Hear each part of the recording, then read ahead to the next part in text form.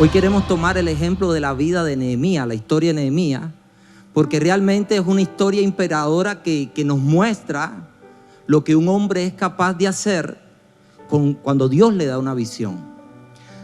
La Escritura nos revela la historia de Nehemías, y esa historia de Nehemías básicamente resume todos los principios que hemos venido aprendiendo acerca de la visión.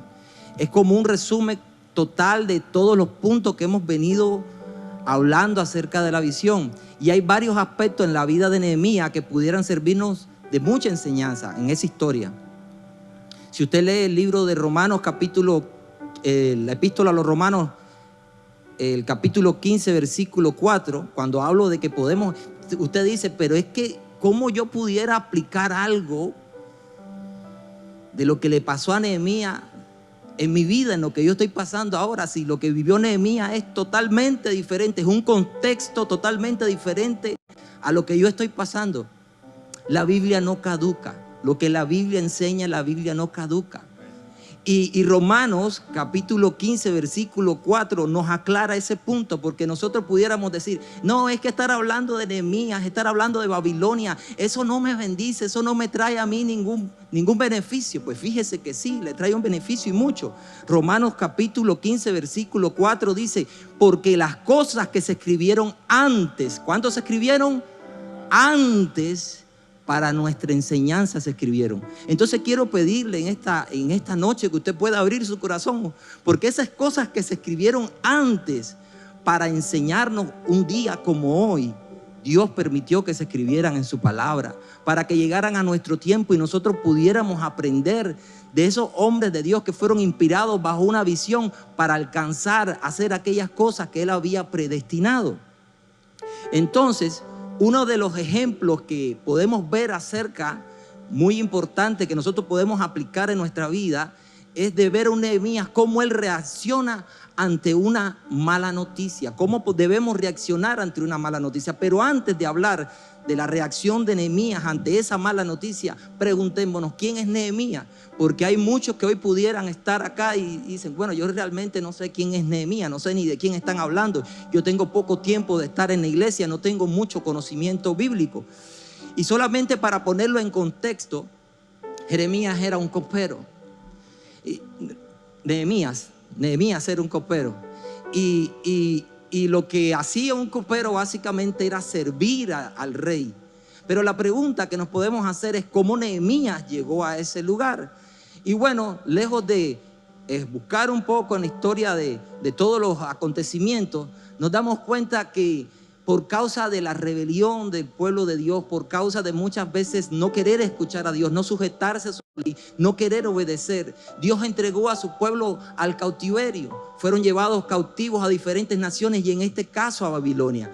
Y al igual que Nehemías, hubieron personas de esas personas que fueron llevadas cautivas a esos pueblos, a esas naciones, y en este caso específicamente hablamos de Babilonia, fueron llevadas para servir, fueron llevados como sirvientes a los palacios. Podemos ver el ejemplo de Daniel y sus amigos, ellos fueron llevados a servir. Pero en este caso, Nehemías estaba sirviendo como copero. El copero tenía una interesantísima labor porque él era como el catador especial del rey, pero era una persona de extremada confianza. Y cuando yo leía esto, yo decía, qué interesante que el rey escogió para sí alguien que no era de su nación, sino alguien de otra nación para un papel tan relevante, porque era alguien que probaba las comidas, era alguien que probaba los vinos, de tal manera que nadie pudiese atentar contra la vida del rey. Sin embargo, no escoge a alguien de su nación, sino que escoge a alguien de otra nación para que haga este papel. Y entonces Nehemías, estando en su servicio, pregunta por algunos que se habían escapado del cautiverio y habían llegado a Jerusalén, al lugar donde ellos vivían anteriormente, donde ellos fueron llevados cautivos. El asombro de él fue las malas noticias que le dijeron, porque dijeron que se encontraban, les voy a leer, Nehemías capítulo 1, y dice, y pregunté por los judíos que habían escapado y habían quedado de la cautividad, y me dijeron, el remanente, mire, coincide con la palabra que dije, lo que quedó, los que quedaron de la cautividad, allí en la provincia están en mal afrenta, y el muro de Jerusalén derribado y sus puertas quemadas. Cuando él oyó eso, él entró en un estado de shock, en un estado de tristeza, de congoja, por ver ese panorama de tanta desgracia, de tanta tristeza, de tanto dolor. La pregunta, ¿cómo reaccionó Nehemías? Porque ¿cómo reaccionamos nosotros por lo general a las malas noticias? Muchas veces podemos entrar en una condición de queja, en una condición de lamento, en una condición de solamente cuestionar, pero muchas veces no reaccionamos. Y lo que podemos ver en Nehemías es la reacción que él tiene ante esa mala noticia. En Nehemías capítulo 1, versículo 4 dice: cuando oí estas palabras, ahí vamos a ver que se describen 5 acciones progresivas que Nehemías toma una vez que escucha esas palabras, cuando escucha esa mala noticia. Número 1 dice: me senté. Ustedes saben que muchas veces cuando a alguien le van a dar una mala noticia, le dice: mejor siéntate. Porque a veces hasta se nos aflojan las canillas cuando nos dan una mala noticia. Y él dijo: me senté. O sea, tomé las cosas con calma porque yo sabía que esto no era algo que se iba a resolver inmediatamente. Me senté. Y posteriormente, dice la escritura, y lloré. Aquí donde se acaba el mito que los hombres no lloran, los hombres sí lloran. Los hombres sí lloran, porque a nosotros desde chiquitos se nos enseñó ese falso paradigma cuando los padres le enseñaban a los hijos y le decían: hey, no llores porque los hombres no lloran. Y los hombres sí lloran, y más cuando hay cosas que realmente son importantes para nosotros. Pero ese llanto no era un llanto por algo, era un llanto de quebrantamiento delante de Dios. Dice: lloré e hice duelo.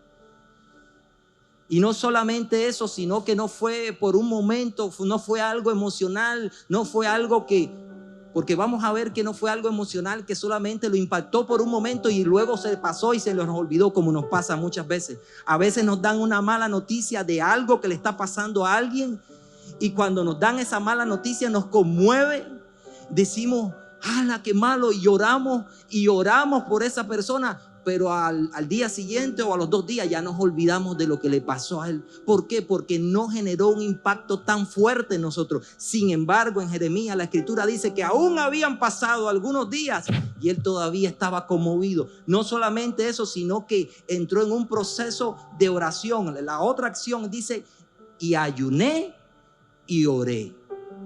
Una de las cosas que nosotros necesitamos como creyente aprender cuando no sabemos qué hacer, número 1 es quedarnos quietos, porque muchas veces el accionar, nosotros pensamos que cuando accionamos estamos haciendo algo en pro de esa situación, y muchas veces lo que estamos haciendo es empeorando las cosas. Por eso Nehemías, lo que hizo primero fue sentarse: me quedo quieto. Lo segundo dice: ayuno y oro. O sea, voy a buscar la presencia de Dios, voy a buscar la dirección correcta, voy a buscar la fuente correcta para la respuesta que yo estoy esperando. Porque muchas veces comenzamos nosotros, es cierto que nos sentamos, pero nos sentamos a buscar una salida en nuestra mente, en nuestros pensamientos, en nuestro intelecto, en lo que nosotros sabemos, en lo que hemos aprendido, en nuestras experiencias pasadas. Pero sin embargo, Nehemías no hizo eso. Él se sentó, oró y ayunó. Y cuando nosotros oramos y ayunamos, son ámbitos propicios espirituales para que Dios traiga respuesta a aquellas cosas que nosotros estamos esperando. No solamente eso, sino que dijo: y oré al Dios que está en los cielos.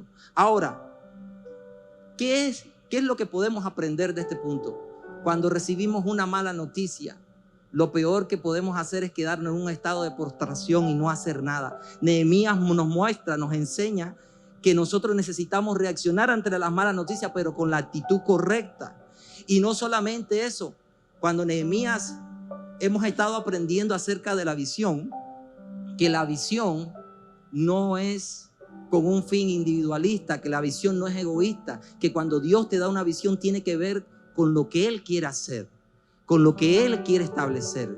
Entonces, lo primero que hace Nehemías, después de hacer esto, también comienza a interceder por su pueblo. Comienza a orar por aquellas personas que él había escuchado que estaban allí, y comienza a hacer una oración de intercesión donde comienza a orar por los pecados pasados del pueblo, porque habían sido indiferentes a Dios, porque se habían rebelado contra Él. Pero no solo ora por los pecados del pueblo, sino ora por los pecados de la casa de su padre. Pero no solamente ora por los pecados del pueblo y por la casa de su padre, sino se incluye Él. Porque muchas veces somos buenos para orar por otros y reconocer los errores que otros cometen, pero no reconocemos lo que nosotros cometemos. Él dice en algún momento de su oración: porque hemos pecado contra ti. Y luego Él se encarga en su oración de recordarle a Dios, o en su oración le recuerda a Dios: acuérdate cuando le dijiste a Moisés que si el pueblo en algún momento se apartare de ti, tú dijiste que los esparciría. Pero si en medio de ese lugar donde ellos estuvieran esparcidos se volvieran a ti, volvieran a tus leyes y a tus mandamientos, desde ese lugar donde ellos se arrepintieran, tú los volverías a traer hacia ti.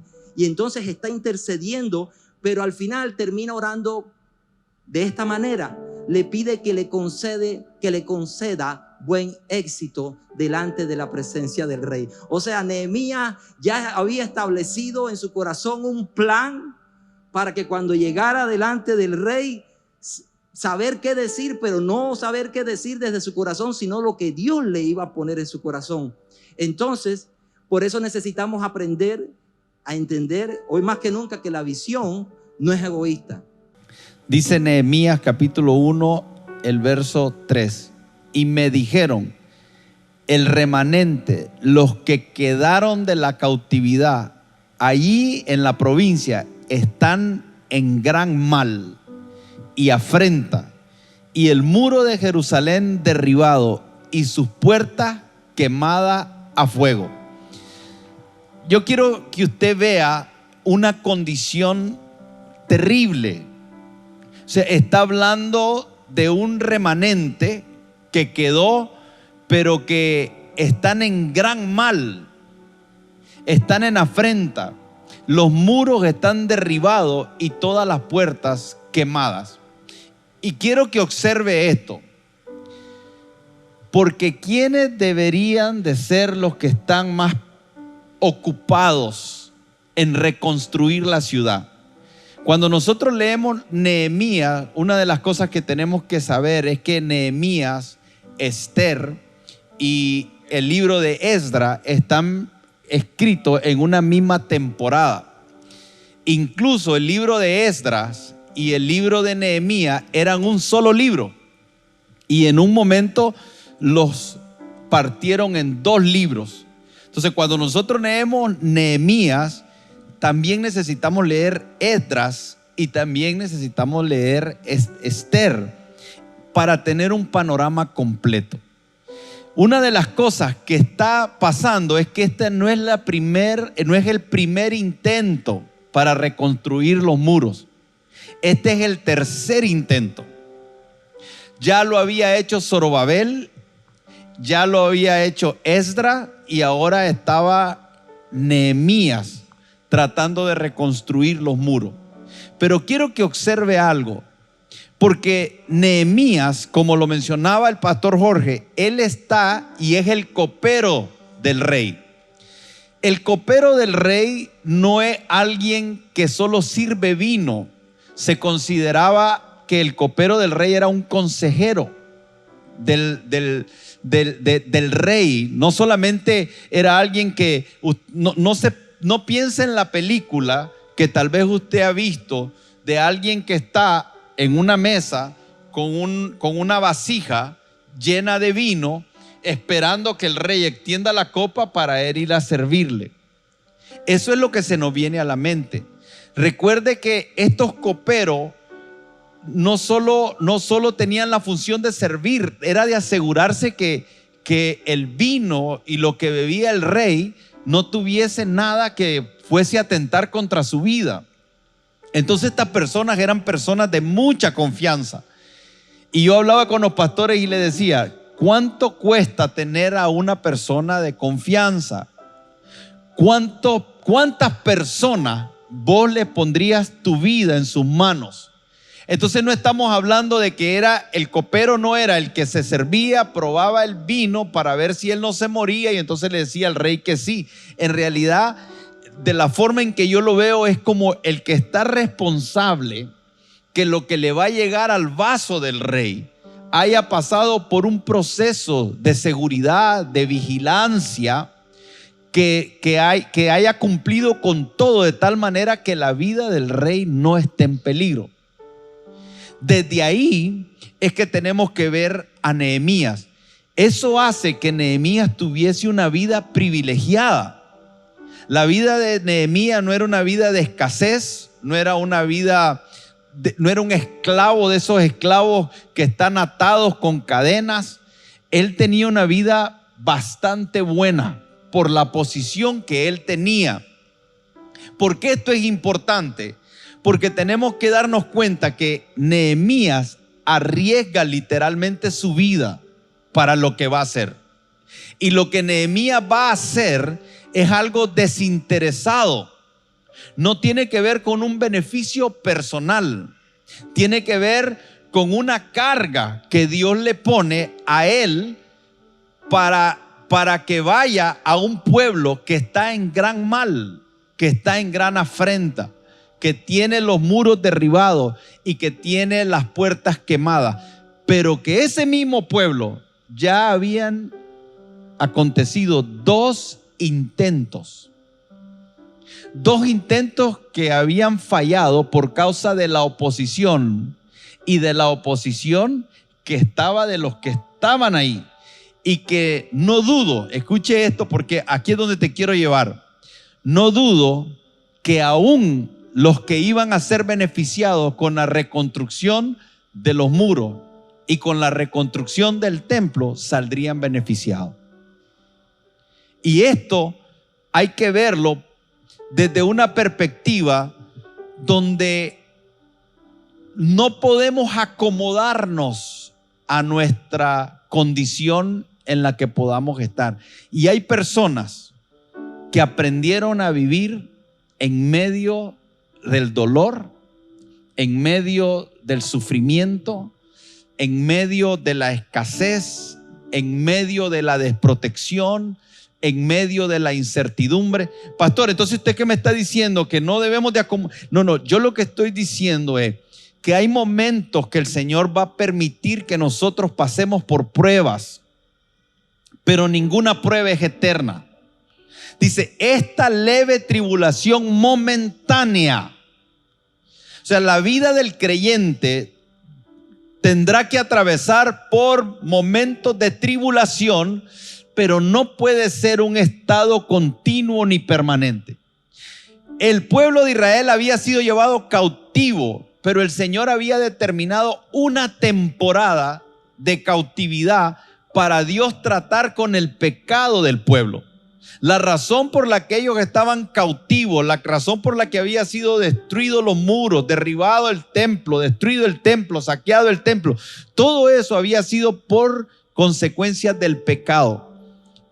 El pueblo había pecado y había entrado en un proceso de disciplina del Señor. Pero el proceso de disciplina había acabado y ya habían ocurrido dos intentos de restauración, pero había una oposición que se levantaba, no solo de los de afuera. El asunto es que a veces la oposición se levanta de adentro también. ¿Y cómo se lo pongo de una forma aplicada a nuestra vida? Puede ser que el papá de la casa esté tratando de traer la casa y sacarla de un estado a su familia. El papá quiere sacar a la familia de una condición de crisis, de conflicto, de pleito, de contiendas, de infidelidades, de escasez financiera, de muerte espiritual, de adormecimiento, de desánimo, de heridas. El papá quiere sacar a la familia y viene y quiere hacer algo con la casa, pero la mamá no quiere. La mamá no colabora, los hijos no colaboran. O la mamá quiere sacar a la familia y quiere llevarla a un proceso de restauración y el papá no colabora, los hijos no colaboran, y pareciera ser que no se puede lograr porque no hay un consenso. Entonces nosotros podemos ver que estos intentos fallidos, tanto de Zorobabel como de Esdras, tienen que ver con una oposición. Y aquí yo quiero traer algo práctico. ¿Por qué hay personas? Yo me pregunto, ¿por qué hay personas que saben que su condición es de gran afrenta, de gran mal, y a veces pareciera que no están dispuestos a arriesgar lo que se requiere arriesgar para salir de ahí? Y nos acomodamos en un lugar muy incómodo. Nos acostumbramos al dolor que no deberíamos de estar sintiendo. Nos acostumbramos a la escasez que no deberíamos de estar viviendo. Nos acostumbramos a las crisis que no son el propósito de Dios. Y Dios está llamándonos a una nueva temporada, a una temporada de restaurar la casa, restaurar la familia, restaurar tu finanza. Pero necesitamos entender esto que estamos estudiando desde el libro de Nehemías, porque aquí es Nehemías levantándose por causa de que él asumió la responsabilidad que nadie más quería asumir.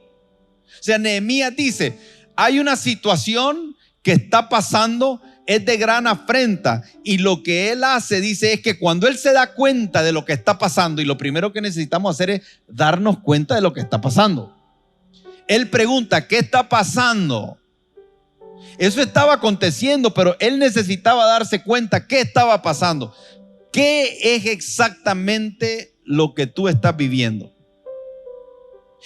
¿Qué es exactamente con lo que estás luchando? ¿Qué es exactamente aquello que te falta, aquello que quieres lograr? Comenzamos por saber qué es lo que está aconteciendo. Y después por asumir la responsabilidad. Alguien tiene que asumir la responsabilidad. No podemos estar esperando que otros resuelvan el problema. Muchas veces esperando que otros hagan, nadie hace. Y no le damos el valor, la importancia que puede tener cuando alguien asume responsabilidad. A veces estamos esperando que el mundo cambie. A veces estamos esperando que se levanten movimientos grandes de mucha gente que asuma responsabilidades, cuando en realidad lo podemos ver bíblicamente, que todo lo que se requiere es que se levante uno. Dios busca a uno. Cuando Dios quiso sacar a todo el pueblo de Israel de Egipto, llamó a uno, llamó a Moisés. Cuando quiso bendecir a las naciones de la tierra, llamó a uno que se llama Abraham. Cuando Dios quiso hacer algo, llamó a David. Nosotros vamos a ver a Dios buscando una persona. Él sigue operando de esa misma manera. Lo que Él quiere hacer con tus generaciones, te está llamando a ti. Pero alguien tiene que asumir responsabilidad y salir de la zona de confort, salir de la zona cómoda, salir de ese lugar donde pareciera que puede ser que tú estés bien, pero tus hijos no están bien, tu esposa no está bien, tu otra familia no está bien, tus compañeros de trabajo no están bien, el sector donde viven no. Hay necesidades alrededor nuestro que tal vez no tienen que ver con nosotros, pero el Señor quiere poner una carga sobre nosotros. Y eso es lo que vemos en un Nehemías. Dice, cuando yo escuché estas palabras, me senté y lloré e hice duelo por algunos días. Pero se requiere que salgamos de la zona de confort. Si yo quisiera que te fueses esta noche con una aplicación, o los que nos están viendo tuviesen una aplicación, yo te preguntaría esto, te haría la primera pregunta.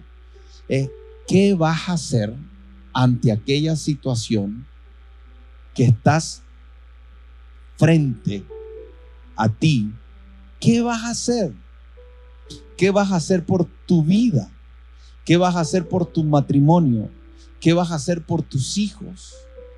¿Qué vas a hacer por lo que el Señor está queriendo hacer con su iglesia? ¿Qué vas a hacer por tu ciudad? ¿Qué vas a hacer en tu centro de trabajo? ¿Qué vas a hacer en aquellas cosas que están ocurriendo en el negocio? ¿Qué vas a hacer? Alguien tiene que hacer algo. ¿qué vas a hacer tú? Tú puedes estar aquí hoy, esta noche, y puedes estarnos viendo esta noche e irte. Y si no decides hacer algo, estás perdiendo la oportunidad que Dios te está dando de ser relevante en los acontecimientos de tu vida y en los acontecimientos de aquellas cosas en las cuales tú puedes ser relevante. Por eso el libro de Nehemías es un libro que enfatiza el liderazgo, que enfatiza la influencia que tiene una persona, lo que puede generar un individuo desde la posición y desde el lugar que está. Por eso es que cuando la Escritura dice al que mucho se le da, mucho se le demanda, nada era casualidad. ¿Ustedes creen que Nehemías llegó a ser copero del rey sin propósito? ¿Usted cree que iba a estar en esa posición sin sentido? Esa es una de las cosas que nos acontece hoy. No logramos vincular lo que hemos logrado, el lugar donde estamos, los dones que tenemos, las capacidades que tenemos, los talentos que tenemos, las amistades que tenemos, el negocio que tenemos, la profesión que tenemos. No fallamos en no vincular todas esas cosas que parecen que son como de otra dimensión. Es como que todo eso que mencioné, tu trabajo, tu profesión, tus recursos, tus talentos, tus amistades, pareciera que todas esas cosas son de una dimensión de la vida y que todas las cosas espirituales están en otro plano aquí y no hemos logrado conciliarlas, no hemos logrado entender que están íntimamente vinculadas, que la razón, yo soy un diseño desde aquí hasta la planta de mis pies.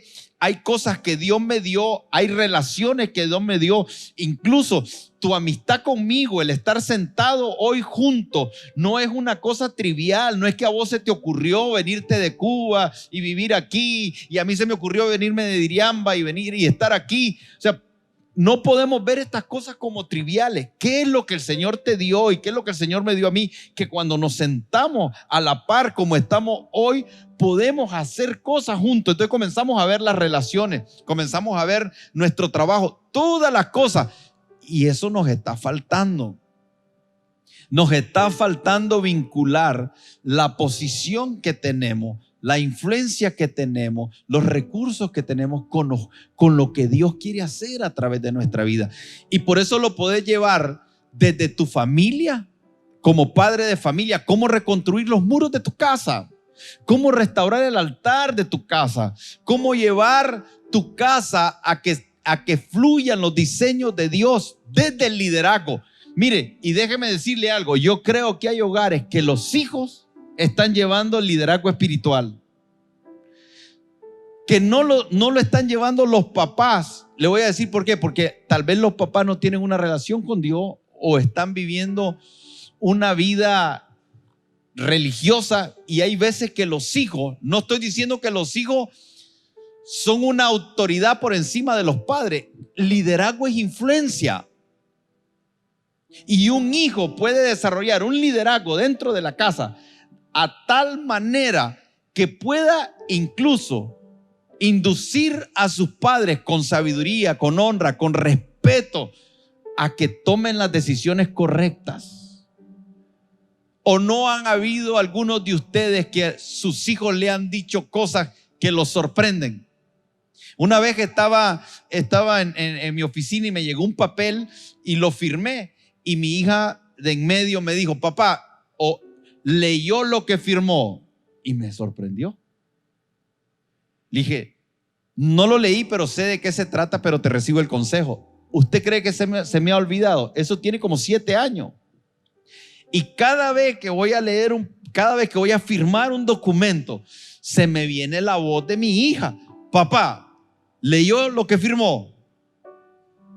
Dios puede hablarnos a nosotros a través de nuestros hijos. Por eso yo quiero hablarle también a los hijos, quiero hablarle a los jóvenes.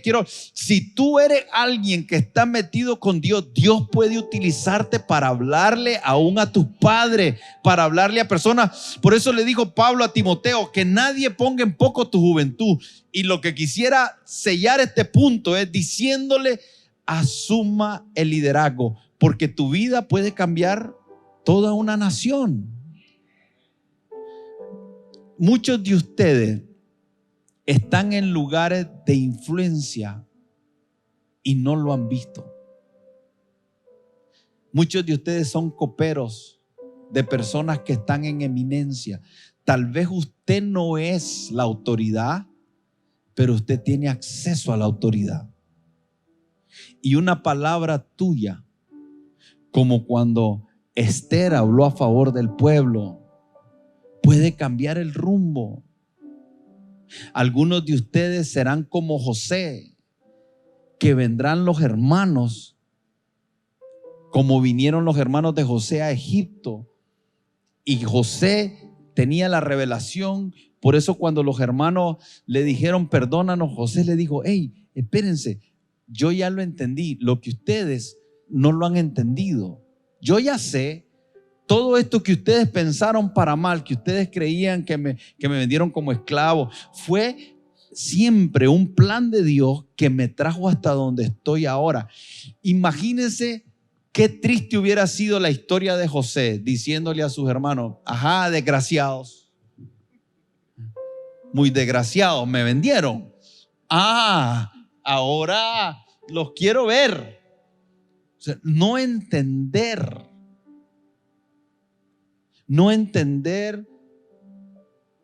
desde una perspectiva espiritual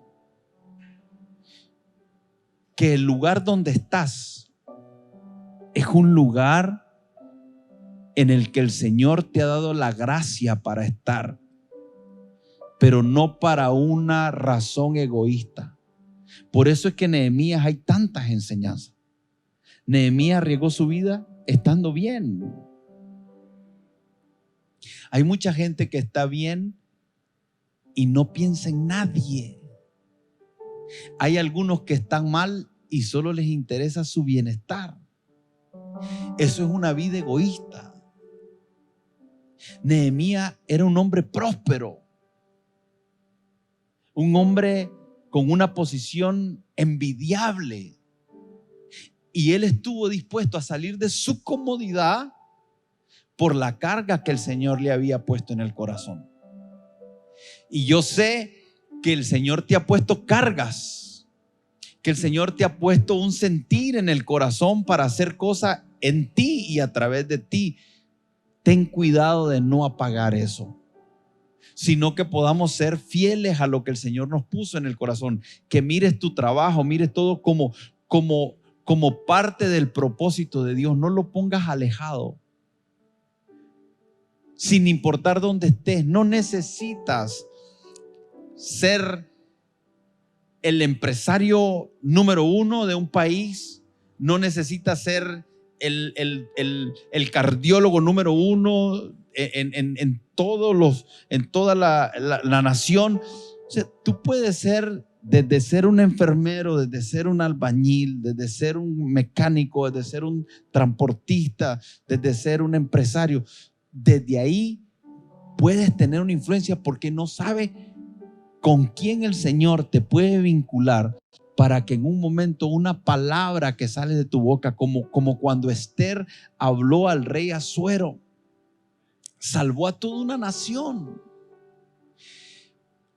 ¿Cuánto no podría hacer el Señor con ustedes y conmigo si nosotros logramos posicionarnos en esto que estoy diciendo?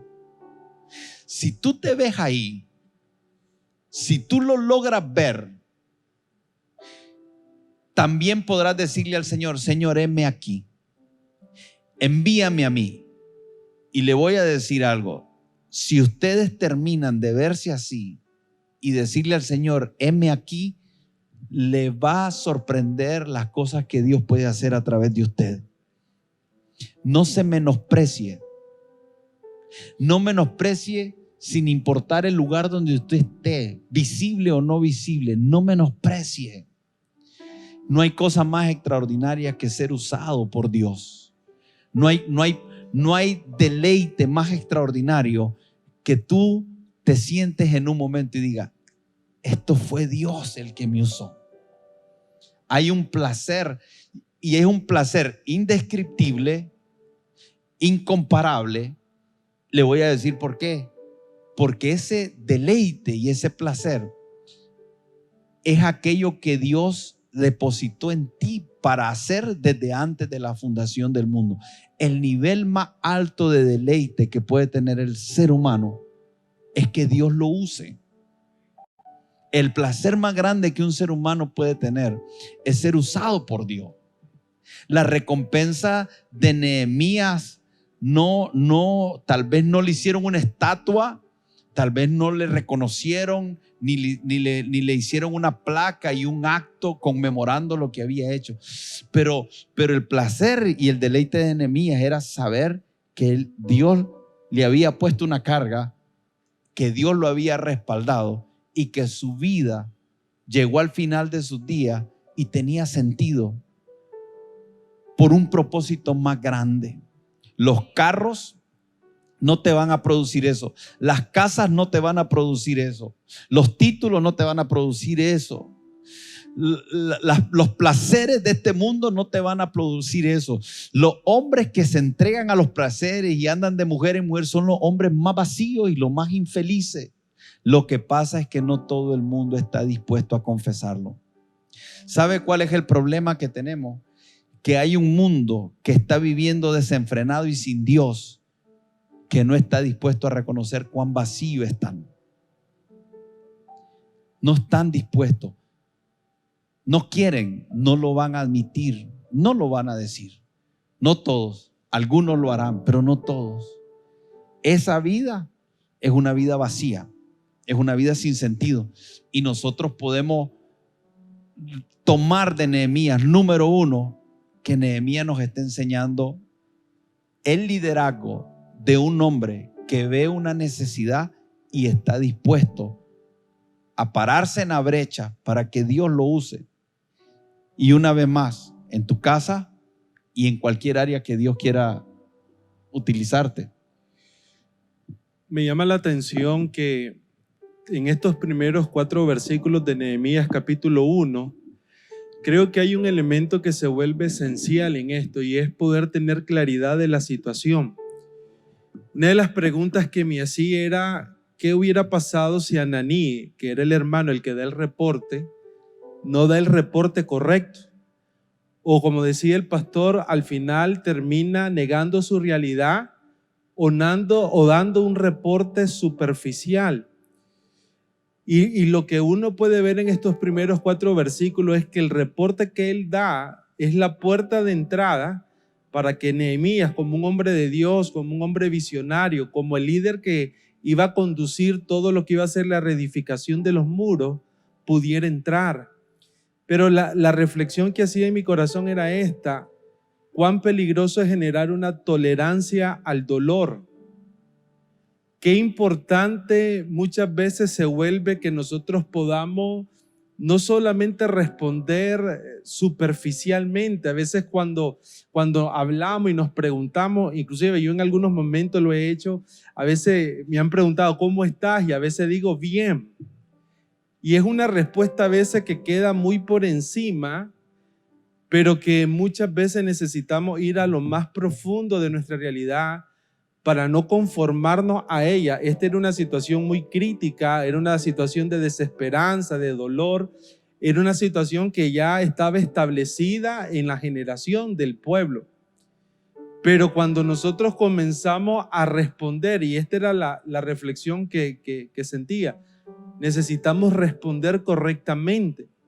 Ahora, la respuesta de Ananí creo que refleja una condición natural, los muros destruidos, el pueblo en gran mal. Eso tenía que ver con una situación de dolor, de desgracia.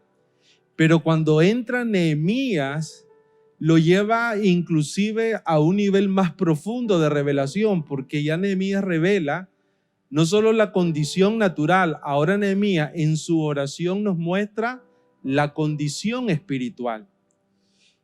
Todo en nuestra vida, verdaderamente nosotros necesitamos verlo desde la esencia espiritual. No era solamente que los muros estaban caídos, la pregunta más profunda debió haber sido cuál era la verdadera condición espiritual. Y Nehemías lo dice en la oración del versículo 5 en adelante. La condición era que el pueblo había pecado contra Dios y él mismo pide perdón por su pecado. Entonces creo que ahí es donde esta introducción de Nehemías capítulo 1 nos da una visión clara de poder hacer una evaluación y poder responder correctamente, con claridad. Yo creo que todo lo que va a hacer Nehemías más adelante, mostrar el plan y lo que pasa cuando está ante el rey, parte de un elemento muy importante. Encontró claridad de la situación que estaba pasando. Y algo que sucedió con Nehemías es que él fue obediente a algo que Dios había puesto en su corazón. El pastor Arsenio hablaba de esa carga que Dios va a poner para ser de bendición al cuerpo y a otras personas. Dice Nehemías capítulo 2 versículo 11: llegué pues a Jerusalén y después de estar ahí 3 días me levanté de noche, yo y unos pocos varones conmigo, y no declaré a hombre alguno lo que Dios había puesto en mi corazón que hiciese en Jerusalén. Y más adelante en Nehemías 7:5 dice: entonces puso Dios en mi corazón, y habla de algo que Dios le dijo que hiciera para unir al pueblo. Dios va a usar a muchas personas, pero también va a usar a individuos en momentos específicos donde Él mismo los va a posicionar en lugares donde va a ser de bendición para la nación, para la iglesia, para otras personas, para tu familia, para personas alrededor tuyo. Pero nosotros necesitamos aprender a ver que Dios va a depositar esa confianza y esa responsabilidad en nosotros, pero debemos también de aprender a tener esa carga y a responsabilizarnos de esa carga. Habían pasado casi 100 años desde que se había dado el edicto para que el pueblo saliese de Babilonia y retomara su lugar en Jerusalén. Pero el pueblo de Jerusalén, la ciudad de Jerusalén todavía estaba vacía, y eso a pesar de que se había ya edificado el templo. Zorobabel lo había hecho y Esdras habían trabajado en la edificación del templo, pero debido a que no había murallas, la ciudad de Jerusalén todavía estaba vacía. Pero había también un riesgo mayor que nosotros vemos en el libro de Esdras y Nehemías, y es que el pueblo de Israel se estaba disolviendo porque se habían relacionado con otros pueblos. Cuando Nehemías dice: nosotros hemos pecado contra ti, uno de los pecados del pueblo de Israel fue que ellos se habían contaminado, literalmente es la palabra que utiliza la Biblia, al mezclarse con otros pueblos. Y mientras ellos no tuviesen definido una ciudad donde ellos habitar por causa de que no había una muralla, el pueblo de Israel se estaba disolviendo, estaban perdiendo su cultura, estaban perdiendo su lenguaje, estaban perdiendo su tradición y también estaban perdiendo su fe.